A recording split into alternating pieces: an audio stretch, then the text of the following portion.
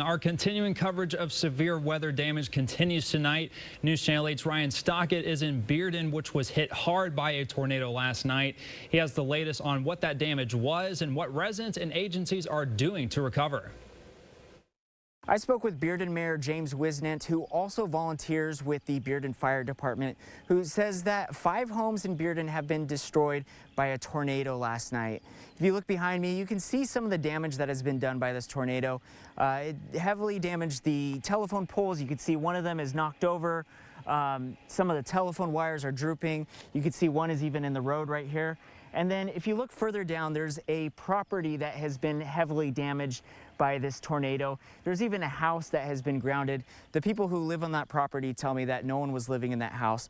But that family has been working all day to clear fallen trees and to clear debris.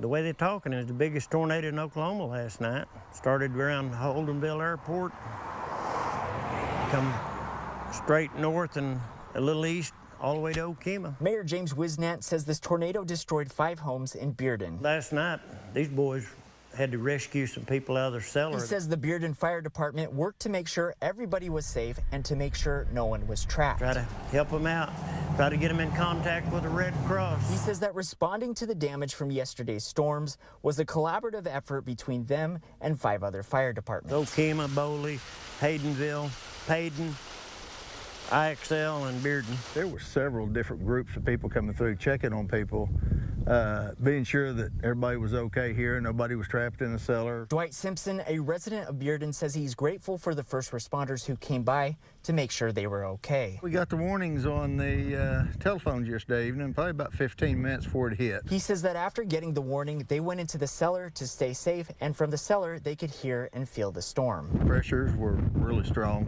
popping your ears. You could hear the stuff outside flying over. He says the storm even broke the handles to the cellar. But we came out, and this is what we saw. Simpson says that he was born and raised here, so seeing tornado damage is not new. But this is the first time it actually hit us. Simpson says this has been an overwhelming experience and that there's a lot of work to be done. Simpson says that one piece of advice he'd like to give to anyone watching is to invest in a cellar, saying that if a tornado is coming, to get underground if you can.